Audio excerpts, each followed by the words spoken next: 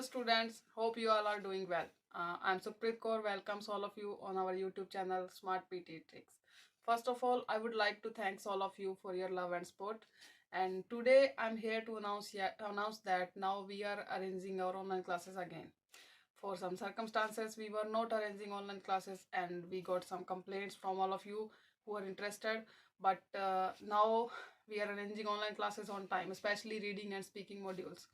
And if you are interested, you can contact us on the number given below, as our contact preferences are changed now. And again, I would like to thank all of you from depth of my heart, because with your love and support we are reaching here.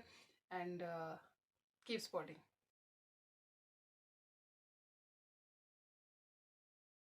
As we stand at the intersection of ecology and economy, we unveil the concept of green economics. This is the idea that economic growth and environmental integrity are not mutually exclusive, but instead, they can flourish together. Green economics calls for investment in renewable energy, which not only helps in mitigating climate change but also propels technological innovation and job creation in new sectors. Additionally, green economics emphasizes the value of natural capital. By accounting for the economic contributions of healthy ecosystems, such as clean air and water, we pave the way for policies that promote conservation as a cornerstone for sustainable development.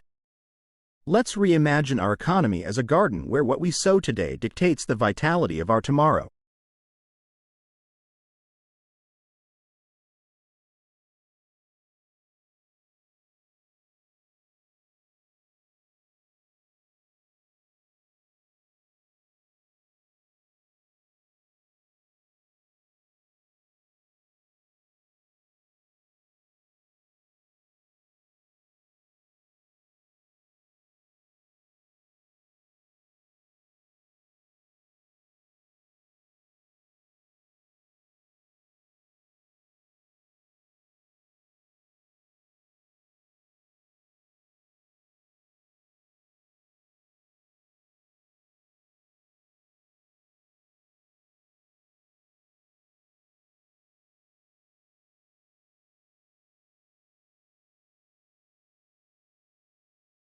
In the midst of our academic pursuits, let us not overlook a fundamental truth: the profound connection between diet and mental health.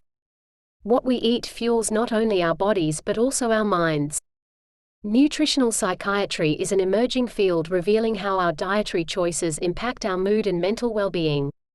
Foods rich in omega-3 fatty acids, for example, are not merely good for the heart but are also linked to reduced rates of depression.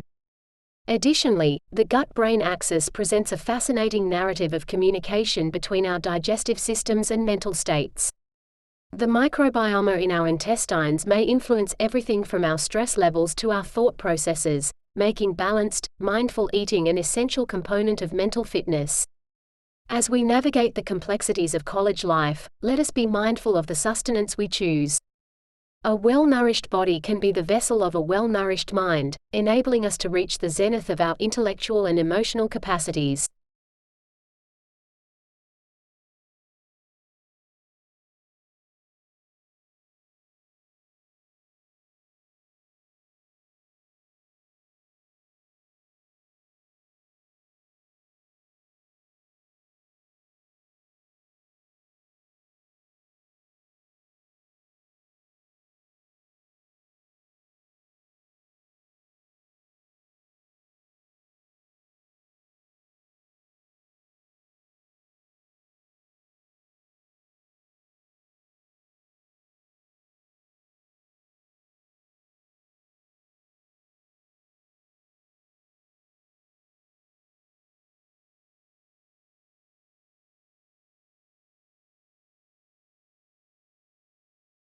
Why can't we transplant brains? First of all, we should look at what the brain actually does. This thing inside our skulls that weighs on average about 3.3 pounds is larger in humans than any other vertebrae when compared to body weight. That's why we are so brainy. The busy brain is our command center for our nervous system, which takes in data from our body and gives directions to our muscles. In fact, it does so much work it requires about 20% of our energy to run it. When we are brain dead, we no longer have any neurological activity. With the help of machines, we can be kept alive for a short time, but within a week, the body will not be able to function.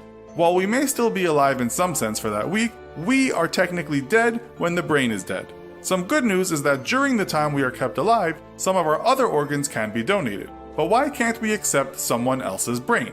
When we transplant something such as a heart, surgeons use a mechanical pump to keep blood flowing through the body while the new heart is being put in.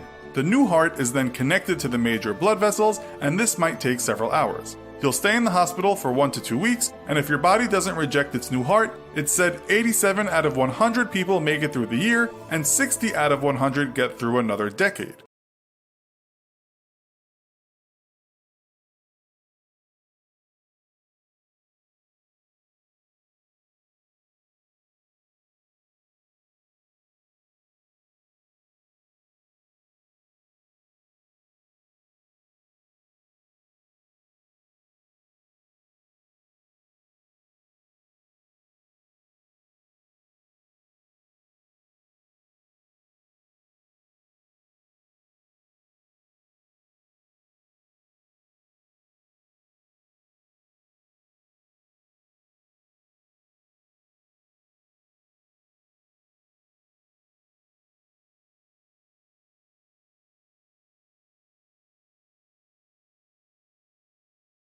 We've all heard the phrase, laughter is the best medicine.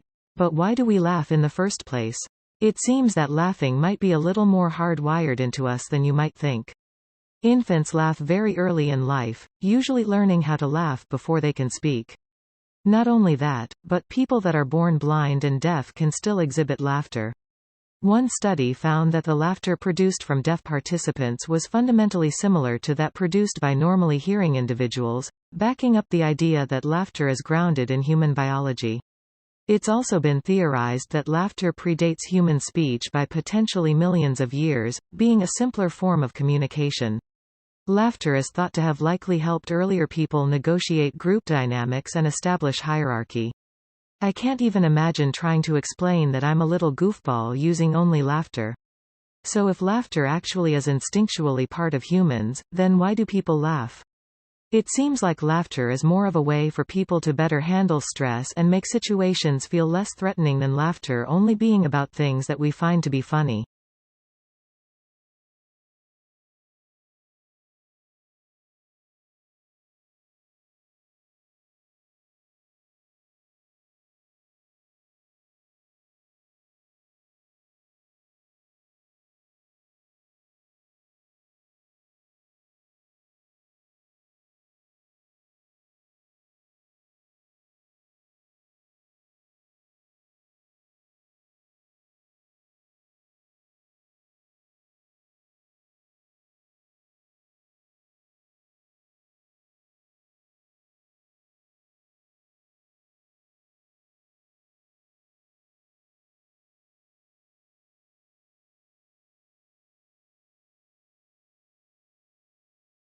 In today's lecture, I'm thrilled to share the inspiring story of Jane Goodall, a name synonymous with groundbreaking primate research and unwavering dedication to conservation.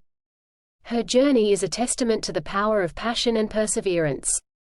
Jane Goodall's venture into the Gombe Stream National Park in Tanzania revolutionized our understanding of chimpanzees. Her patient, immersive observation methods led to astonishing discoveries, such as the use of tools by chimps, previously believed to be a unique human trait. This challenged the scientific community's perception of the animal kingdom and emphasized our close connection to these primates. Goodall's work extends beyond research. Her advocacy for environmental conservation and animal rights has inspired countless individuals to respect and protect the natural world. She demonstrates that one person's commitment can ignite global awareness and action. Jane Goodall's life journey highlights the incredible impact of following one's passion and the significant role we can all play in understanding and preserving our planet.